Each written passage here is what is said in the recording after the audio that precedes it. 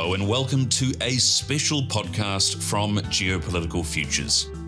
The response from much of Europe to Donald Trump's election victory last week may not have been surprise, but it certainly wasn't glee.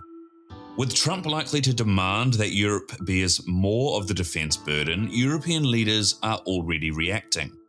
Prime Minister from Poland Donald Tusk is now planning several high-level security meetings about Ukraine across Europe before the end of the year. The EU's top envoy has already been to Kyiv to confirm the bloc's continued support, but on Monday, a former chief of the British Army said that he thinks Ukraine cannot defeat Russia on the battlefield just about the same time as British Prime Minister Keir Starmer attended Armistice Day commemorations in Paris, a first for a British Prime Minister since Winston Churchill. Read into that what you will. I'm Christian Smith, and I'm joined today by Geopolitical Futures founder and chairman George Friedman to understand the forecast for European geopolitics following Trump's victory.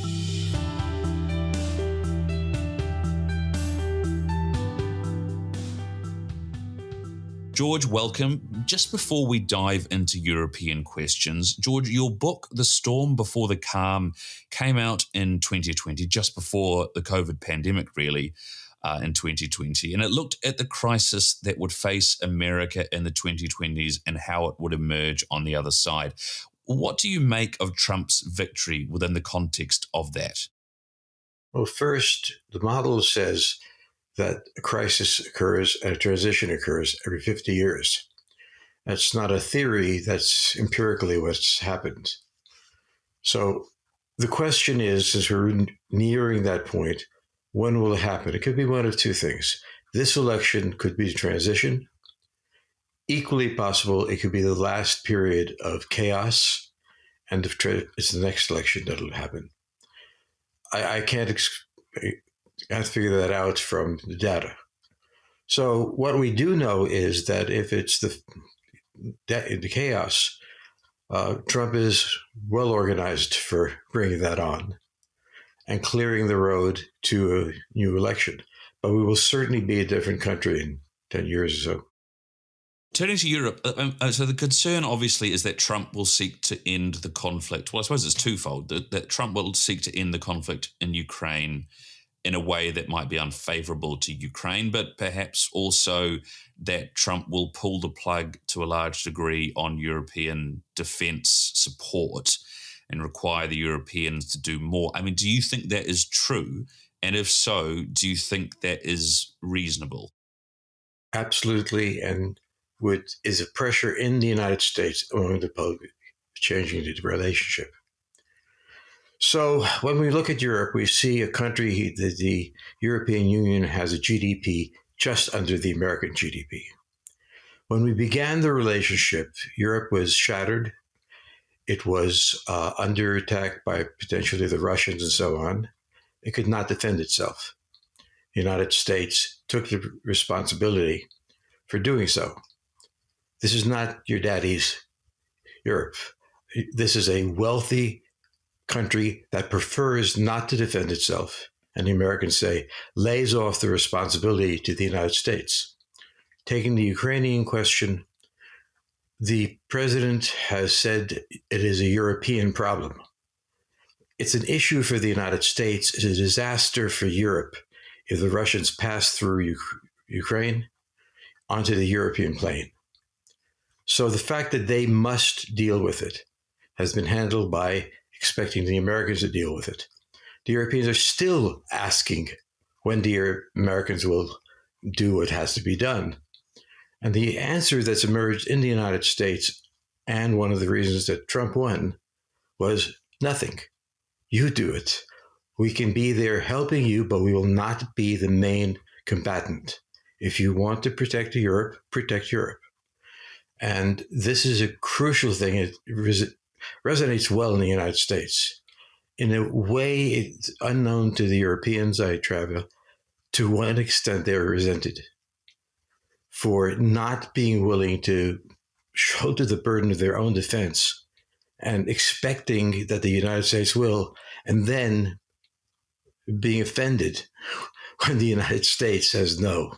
And that's what we're dealing with. We're moving from the end of the Cold War, which is one period, and we're into this new era where a different reality has always been there and now is being enforced.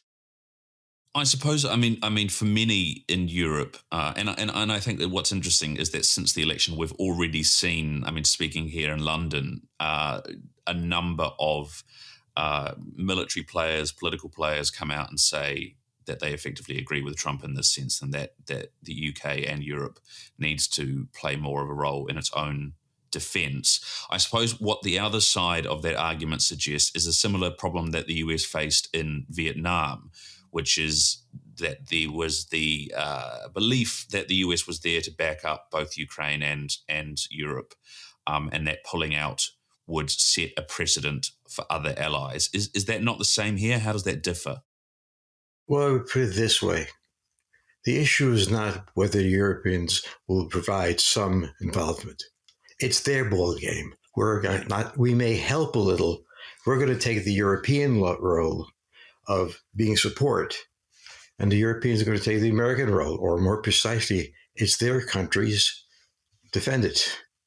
And that's a tremendous break in history since World War II. In World War II, the US adopted this stance of defending Europe or fighting for Europe. Now the United States is saying, look, you're good enough. So it's not a question of whether you're willing to kick in. We're going away. Let us know what to do. Give us a number. Well, I mean, speaking about that specifically in terms of the US going away, I mean, it's an interesting term. Does this mean that, and the kind of narrative that exists around much of the world does this mean the end of what people call the US-led post-war era, the rules-based system of the world that the US has pushed for since the war? It is the end of the world relying on the United States, its risks, its wealth, to give them security. Yes. From their point of view, the United States doesn't want to give up this role. From the American point of view, it wasn't fun. It was not something we wanted. It was in lieu of any other option. So the United States looks at this situation and says, why would Europe need our money, our risks? Let your own soldiers take that risk. So the Europeans look at this and say, look, this is way out of line for what we have agreed to. We will say, right, exactly. We are changing the role of the United States. At this point, Europe has no basis for relying on a foreign power to carry out its interests. Does that send a message to other parts of the world, or do you think this is a Europe-specific message? I mean, let's say Israel might not be the best example, but other US allies around the world, such as Taiwan, that is there to relying on US defense. The president said that all alliances will be examined. Now, if a nation is important to the United States, that's the first requirement. If a nation cannot reasonably, at maximum effort, defend itself, then we will consider doing it. But the idea that nations can exist, grow their wealth without the taxes that a military has borne by the United States, that's not reasonable, he says. And, many Americans say the same thing. Many Americans have served overseas. Many Americans served in Europe in various cases. And the question always is, why were the Europeans out in the field with us? So the way they say it is, you're giving up your role as a leader. The American position is, exactly, you lead. We'll sit back. It's not that we're not always going to be the leader. We can be a leader whenever we want. We're that big, but we're not going to take the burden of being first caller. I mean, looking at this from a high geopolitics standpoint, I suppose, is this just basic geopolitics? Do you think that the geopolitics game the Biden administration was playing, particularly with regards to Ukraine, but further, more historically in terms of Europe, do you think that was bad geopolitics, and this is just the logical conclusion that you might come to in this situation? The United States is a country where most people serve in the military. They're deployed, they face dangers, their families worry. It is a kind of response to the idea that this has gone on long enough. This is the important thing to understand, that we simply are doing the obvious, rectifying the situation. Yes, many nations are going to be re-examined, as is normal. Taiwan, too, maybe we will choose to defend it, but no nation has an automatic right to demand American defenses. Taiwan probably would be defended. It's in the American interest to contain the Chinese. They do it. And they spend a lot of time and money in the military. The countries that we would have the most problem with are the ones who don't, or who don't send their kids into combat or anything like that. Taiwanese is standing by. So this is, I think, going to be, I'm not sure, one of the requirements. If you're there, standing by, ready to go, we'll back you. We'll not take your role away from you. I mean, I suppose you could say the same thing for Ukraine. I suppose you could say that the Ukrainians there. I mean, do the Ukrainians, what is Trump's view of them as a standalone entity, of taking the Europeans out of the picture? His view is stated. This is a European war. It involves the European interests. The United States is prepared to play a supporting role, to do things, but it doesn't fall to us to protect Europe from the Russian advance.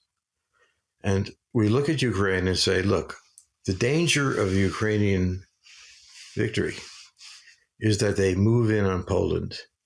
And from Poland, they move into the North European plain and all of that. Will they do it? We don't know. If they do it, it's catastrophic for Europe. So the issue here is does Europe, are they willing to take the burden? It's their country. The Europeans are coming. Deal with it. Are the Americans prepared within a NATO context or some other to bring forces to bear to help the Europeans? Yeah. But we've fought too many wars, Vietnam and others, where our allies weren't there and didn't see any problem with that. We always had a problem, the Americans, particularly those of us in the military. Where were they? The Brits are an exception, the Brits and the Australians. So we look at the world and we say, we know the Brits will be there. The British will be there. We know the Canadians will be there. They're North American air defenses. They run that. They take the burden of it. The Australians are now our number one partner, not the Europeans. They're the ones that we put the most money, because they're there for the Chinese, on the Chinese issue. Now, we having a change in what it means geopolitically to what we care about. And interestingly enough, it is the alliance of English-speaking nations, which Churchill would have appreciated. This is not visible to many people outside the military, but in the military, they all know.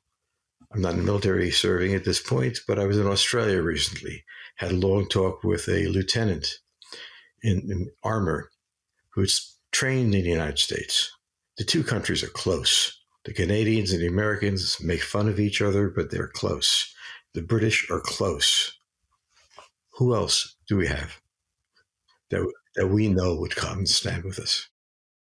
Well, you've teed me up very well there for the sort of next part I want to talk about, which is taking what you say as read, and for the Europeans deciding that, or realizing that they are now going to be more responsible for both their and Ukraine's defense. Can Europe move fast enough to do that? No, there's no one can do fast enough. The Europeans have failed to act as they could have. Now they have serious problems. We're looking forward to seeing how they help it, to solve it. Yes, we'll come to, if they said, look, we need X amount of time to form a defense, okay? Would you guys, who are already deployed, take that role? I suspect the United States would do it. If they say, take this role, we have no plans to help, no. That's the difference. It does not mean that the alliance is gone. It means that the alliance will exist, finally. From the American point of view, the value of the alliance was not always clear. It was the British. They were there in many of our wars, dealing with it with us. We understand the British were there, but the rest of the countries, the French, I mean, what are we supposed to say about the French? In what sense are they allies? Or in what sense are they part of the alliance? So this is not an abandonment of the alliance as a belief that the alliance abandoned us in part. Yes, the British will always be there. We'll always be there for them, as we were. What do we do with the French and the Italians? What are they going to be at?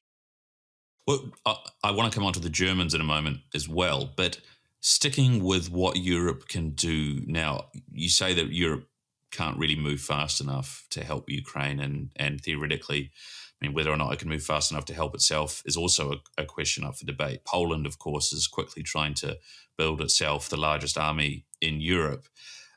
What is it that Europe can't do? Have they just not invested well enough in defence spending to be able to move quickly here? That they haven't trained their men. They haven't trained a culture that says patriotism calls you to the front. None of those things that are essential for a force. They simply deluded themselves that the United States would take that role in perpetuity. So what we're seeing in Europe is a cultural shift. Now they're going to have to determine, and the British don't count on that. They have to determine not whether we're going. That's our choice. Not that we won't help. That's our choice. What choices are they going to make? And it will change the country. For years, they've fought without risk. Now they're asking their young people to go in harm's way. How does that play out in Germany or in France or these countries? And the American position is we can't really worry about this. If they don't want to be a real country, but have the opinions of a real country, that's the way it is. Well, I mean, Germany, of course, is Europe's largest economy. It naturally has a leadership role, or theoretically should have a leadership role in this respect.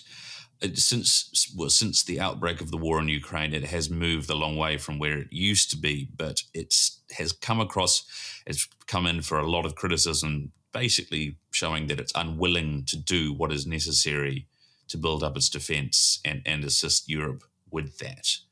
Do you think that can change? I mean, does Germany even want to change? This is a rational move for the Germans when the Americans are carrying it out. Now the Germans have two possibilities: take action or capitulate and make a deal with the devil or whoever they have to. The Germans have a history that makes them uneasy of militarism. There is, of course, a difference between militarism and patriotism. In many European countries, that love of the country exists in some form, but not in feeling responsible for protecting it. And this is a real problem. There has to be a cultural change, and I'm not sure there will be. And it will become increasingly bitter at the United States for not doing their role. And the Americans have the usual sensitivity to European feelings. Yes, tough. And this is Trump, because Trump has the position, he has the popularity, and he has the attitude of doing this. So whether I approve of it or not doesn't matter. He's going to do it. He looks at the United States as having been sucked dry. He believes, and others do, that the British Europeans deliberately failed to build militaries on the theory that the United States would come to bear because it couldn't bear them losing and so on. Well, this isn't your daddy's Russia. And there are ways we can look at this. We come in or fight the Russians. The Russians don't want to fight us. So we can do all sorts of interesting things that the Europeans know we couldn't do in the past. But under Trump, we can do it. Sticking with Ukraine for a moment, with all of that said, what do you think is going to happen? Well, the Russian army is terrible. It has failed. It should have taken them in a month in the first beginning of war. You could see how bad they were when they came in with tanks, and the tanks all ran out of fuel. They'd forgotten to deliver fuel to the tanks. So this was very enjoyable by the United States. We watched this. Now, the problem is the Russians have a drafty army, an officer corps that almost staged a coup d'etat a few years ago. They're a troubled force. In their combat situation with the Ukrainians, they haven't done well. I mean, after 3 years, this is where they are. So that's what you look at. So I don't think we should be planning our futures in the framework of the Ukrainian war and the Russian performance. We have room for maneuver. I think we should be planning in terms of what is the future of the alliance. It has been in place since World War II, really. All right, that's a long time. Let's look at reality. But the Europeans, we feel, deliberately block that conversation because they like the situation just the way it is. I think with Trump and many Americans, they have reached the limit of this. They're going to have to sit down. If they want an alliance, the Americans are prepared for an alliance, but it has to be a real alliance. The Poles, as we said before, are obviously building up their army and have been for a while now. The three Baltic states are naturally relatively nervous about what's going on, and we've had Finland and Sweden join NATO in the past couple of years. Those countries are obviously going to be perhaps more nervous than Germany and France. Do you think that they will be able to get their way and convince the others to pull their weight more? Well, we will see that if they're prepared to defend themselves. If they're not going to do it, they can't do it to Ukrainians. But I don't think these are peripheral issues. The Russians fought the Cold War and other wars about the European northern plain. It is the plain that takes them to the Atlantic, gives them position. If I were the Russians and I were thinking about a weak Europe and I were thinking about my relative strength, I would say to him, who cares about Ukraine? I would be thinking about, can I do this? Now, there are economic penalties for them, Europe can impose economic penalties on the Russians. But for the Russians, this is the sort of thing since the Napoleonic age, moving into the northern plain. This is an opportunity. So I don't think the Europeans should be so comfortable about their security and looking at northern parts of what may happen. If I were the Russians, I would at least be thinking about, is this the moment? And I don't know if they will, but if you look at a map in history, they should be thinking about this. Well, it wasn't so long ago. I mean, so long ago is an overstatement as it is. I mean, it was 3 decades ago, really, that Poland was controlled by the Soviet Union and as was a number of those countries in Eastern Europe. So that those memories don't need to be that long, really, I suppose. No, and in those days, the military had limits. This is different military. I don't know what the limits are. They didn't perform well, but maybe they learned. But I'm saying that Europe's confidence that their problem is what happens in Poland or in the northern states, the Baltics, I think they are in it now. They're back in history. And as being back in history, they have to adjust to that. I don't think the Europeans understand they're back in history. George Friedman, Chairman and Founder of Geopolitical Futures. I think that's a great place to wrap up. Thanks very much. Thank you.